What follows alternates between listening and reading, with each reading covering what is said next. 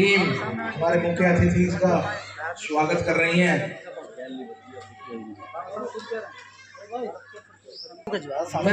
हमारे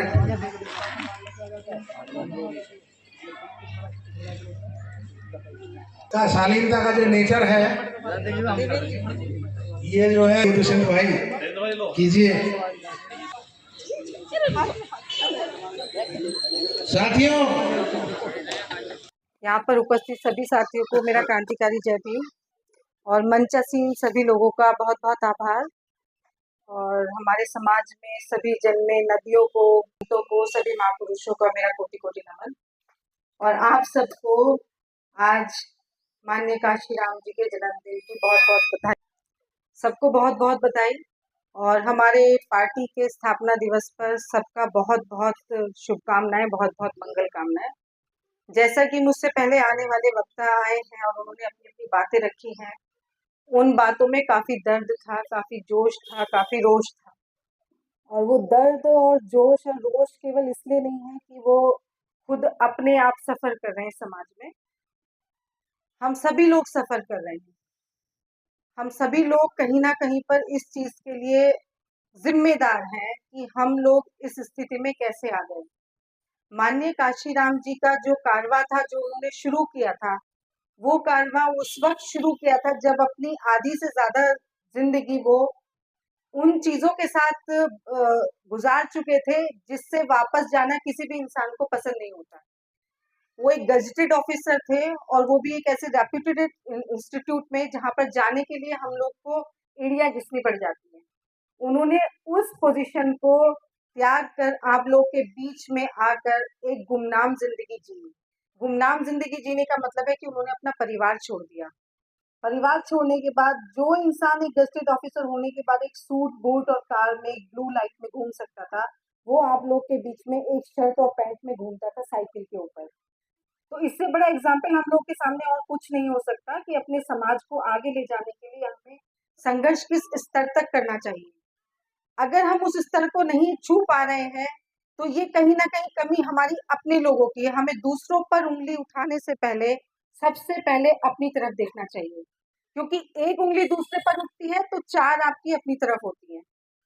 हम सब लोग बहुत आसान है दूसरों के ऊपर चिल्लाना, दूसरों के ऊपर कहना कि उसने ये नहीं किया, उसने वो नहीं किया, मैं ये कर रहा हूँ, लेकिन आप अपने काम को पूरी ईमानदारी से कीजिए।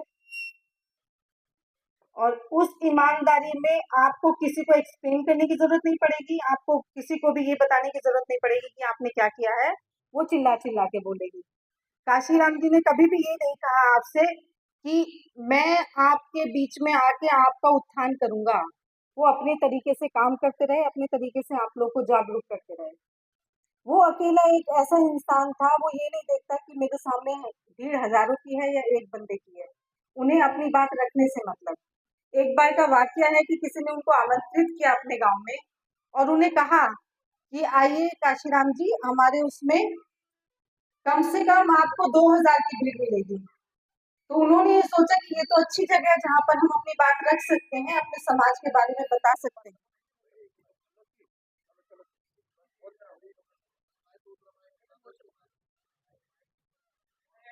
एक ही है, एक ही मेरे पास।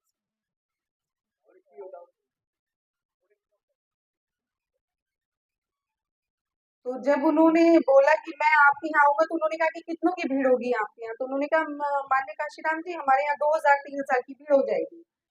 वो पहुंचे किसी तरह से और साइकिल से ही पहुंचे। वो पहुंचने के बाद पता चला कि वहां पर केवल 2 लोग थे। तो हतोत्साहित हो सकते थे काशीराम जी, कह सकते थे कि भाई आप लोगों ने जो वादा किया था वो पूरा नहीं किया, और आप लोगों ने जो भीड़ बताई थी मुझे, उस भीड़ वो भीड़ तो कहीं से कहीं तक भी इसके नजदीक भी नहीं है। लेकिन उन्होंने 2 मिनट विचार किया। उन्होंने कहा कोई बात नहीं, जो ये भैया कुत्ती काटते हैं ना मशीन से जानवरों की, वो जो भैया कुत्ती काट रहे हैं उनको बुला लो, आप भी आ जाओ और आपके साथ जो 2 माताएं बहनें हैं वो भी आ जाए। परिवार के 2 लोग, 2 लोग बाहर के, 4 लोगों के बीच में बैठ के उन्होंने अपनी बात को रखा। उनकी बात को जब उन लोगों ने सुना तो एक जो बाहर का व्यक्ति था, बाहर से आया हुआ, उसने ये बोला कि मान्य काशीराम जी, आपकी बात सुन के ऐसा लग रहा है कि हमारे ऊपर का जो सूरज था वो अब चमकना शुरू किया है। इससे पहले सूरज तो था लेकिन हमारे दिमाग में अंधकार था। उन्होंने कहा कि अब आप अगली बार जब आएंगे आपको भीड़ मिलेगी हजारों की। तब एक ही बंदा वो इतने सारे लोगों को लेके आया। क्यों लेके आया? क्योंकि वो विचार सुनने योग्य थे। क्यों लेके आया? क्योंकि उसे मालूम था कि अगर मेरे समाज को कोई जगा सकता है तो ऐसे रहनुमा जगा सकते हैं। हमारे बीच में ऐसे ऐसे महान पुरुष होके चले गए और हम लोग आज बैठे हुए टीका टिप्पणी करते रहते हैं।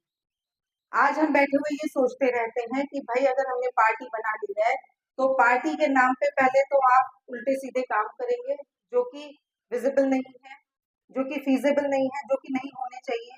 उसके बाद अगर आप थोड़ा बहुत काम पार्टी या समाज के लिए करते भी हैं तो एक दूसरा गुट आ जाता है जो उसको पीछे धकेलना शुरू करता है। तो पहले तो हमारे सेंस को बदलना पड़ेगा कि हम किस सेंस के साथ काम करना चाहते हैं अपने समाज में। अगर आप स्वार्थ के साथ काम करना चाहते हैं तो आप छोड़ दीजिए पार्टी। क्या जरूरत है आप लोग को पार्टी में संगठन बनाने की?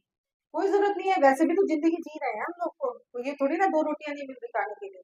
दो वक्त का पेट तो वैसे भी भर जाता है। सोते हैं जाके घर में, सोइए आराम से, जिंदगी कटी रही है ना। पहले कभी 60 साल हमारी एक एज हुआ करती थी, अब और 50 साल हो गई। खत्म तो होना ही है ना सबको। तो जब खत्म ही होना आपको सबको क्या सोचने की जरूरत है? बट कम से कम आप पॉल्यूट तो मत कीजिए समाज को। समाज के आप गंदगी तो मत लाइए समाज के अंदर। समाज की रवायतें तो मत खराब कीजिए आप लोग। जो रवायतें हमारी कुछ चली आ रही थी उन रवायतों को चलने दीजिए अच्छी। उनको खराब क्यों कर रहे हैं आप लोग? अगर आप सही नहीं कर सकते तो खराब होने करने का अधिकार आपको किसी ने नहीं दिया। आप बैठ जाइए घर में, आराम से बात कीजिए, बैठिए अपने बीवी बच्चों के साथ। क्या जरूरत है बाहर निकल के समाज के नाम पे लोगों को ये बताने की कि हम बहुत बड़े सामाजिक प्राणी हैं? बिल्कुल नहीं है। आप बैठिए घर में, जरूरत नहीं है आने की। लेकिन अगर आपको लगता है कि आप यहाँ आ रहे हैं तो कम से कम 20% तो दीजिए अपना। अगर आप 20% देने के लायक हैं तो ही समाज से बाहर, समाज के लिए काम कीजिए, नहीं तो आप घर में बैठिए। काशीराम जैसा जो मसीहा है दोबारा नहीं पैदा होगा। चंद्रशेखर जी सा मसीहा दोबारा नहीं पैदा होगा। आप लोग भाग्यशाली कि आप लोग के बीच में एक ऐसा नेता है जो आप लोग के बारे में सोच रहा है। वो ऐसा नेता है जो अपने से ज्यादा इस समाज के बारे में सोच रहा है और लेके आपके यूपी से नीचे कन्याकुमारी तक वो पहुंचता है। किस लिए पहुंचता है? ताकि आप लोग को दोबारा जगा सके। वो जो जागा हुआ है और सोने की एक्टिंग कर रहा है उसे आप कभी नहीं जगा सकते। वो सोता ही रहेगा, वो एक्टिंग ही करता रहेगा। लेकिन वाकई में जो सो रहा है आप उसको जगाने के लिए एक बार के लिए प्रयास कर सकते हैं। और चंद्रशेखर जी इसी का प्रयास कर रहे हैं। और वो उन्होंने अब अगर अपनी पार्टी का नाम काशीराम जी के नाम पर रखा है तो आप समझ सकते हैं कि उनका उनका जो मोटिव है वो कितना बड़ा है, उनका पर्पस कितना बिग है। तो इन सब चीजों को हमें सोचते हुए चलना चाहिए और आज के दिन हमें संकल्प लेना चाहिए कि काशीराम जी की ज्यादा नहीं तो थोड़ी बहुत चीजों को हम आगे बढ़ाने की कोशिश करें। और मैं उम्मीद करती हूँ कि आज ज्यादा नहीं तो थोड़ा बहुत तो आप लोग इस चीज के बारे में सोचेंगे। और जो हमारी आज जनसभा होनी चाहिए थी उस जनसभा का यहाँ पर रत्ती भर भी मुझे लेश मात्र भी परसेंटेज नहीं दिखाई दे रहा है। काशीराम जी के जन्मदिन पर, हमारी पार्टी के स्थापना दिवस पर कम से कम यहाँ पे 400-500 की भीड़ तो होनी चाहिए। अगर वो भी नहीं है तो हम समझ सकते हैं कि हम कहाँ पर खड़े हैं, अपना स्टैंडर्ड हमें पता है। अगर आपको पता है कि आप कितने पानी में खड़े हैं तो आप खुद सोचिए, समझिए, ज्यादा आपको समझाने की जरूरत नहीं है। मुझे लगता है इतना काफी है आज के लिए। बहुत बहुत धन्यवाद आप लोग का। जय भीम, जय भारत, जय संविधान।